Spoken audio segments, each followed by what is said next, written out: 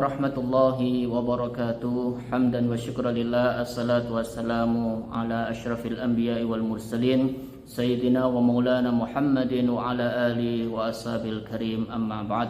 Sahabat sekalian yang dimuliakan oleh Allah subhanahu wa ta'ala, as-saimin was-saimat, semoga kita dalam menjalankan ibadah puasa ini dapat melaksanakan secara optimal, sehingga Allah memberikan hadiah kepada kita rahasia-rahasia keutamaan dalam bulan Ramadan ini.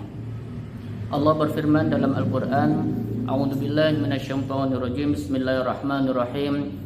Ya ayyuhalladzina amanu kutiba alaikumus siyamu kama kutiba alal ladzina min qablikum la'allakum tattaqun.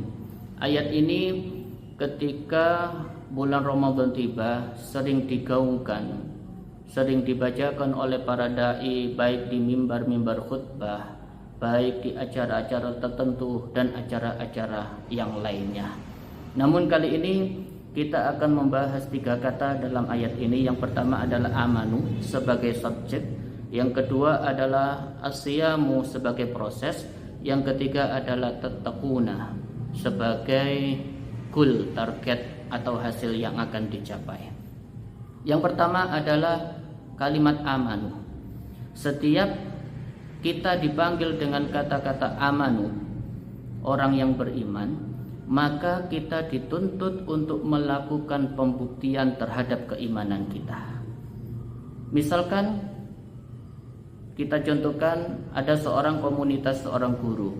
Ketika dipanggil, wahai para guru-guru, maka secara tidak langsung mereka harus berakhlak, bersikap, berperilaku seperti halnya seorang guru sebagai bentuk pembuktian bahwa dia layak dipanggil seorang guru. Begitu juga kita sebagai orang yang beriman, maka kita harus menunjukkan kualitas keimanan kita kepada Allah Subhanahu wa ta'ala. Kemudian kata yang ketiga adalah asyamu, yakni sebuah proses puasa. Puasa ini adalah ibadah yang sangat istimewa, berbeda dengan ibadah-ibadah yang lainnya. Jika ibadah lainnya itu sudah ditentukan pahalanya oleh Allah, sudah dikabarkan terlebih dahulu pahalanya oleh Allah, seperti halnya beribadah jamaah sholat, maka pahalanya adalah 27 derajat. Tidak hanya itu, ketika orang berbuat baik, man jaa'a bil hasanati falahu asyru amsalihha, maka ketika seseorang berbuat baik 1 kali, maka Allah akan membalasnya 10 kali lipat. Hal ini sudah dikabarkan oleh Allah Subhanahu wa ta'ala tentang fadilah atau pahala-pahala yang akan kita terima. Tapi berbeda dengan puasa. Puasa ini adalah menjadi rahasia Allah Subhanahu wa ta'ala.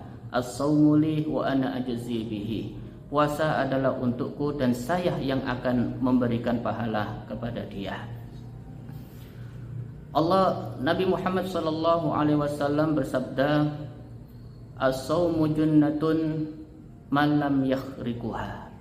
Puasa adalah sebuah tameng, selama tameng itu tidak berlubang. Kita ketahui ketika seseorang itu mempunyai tameng yang kuat, maka pertempurannya untuk menang, untuk berpotensi menang adalah sangat besar sekali.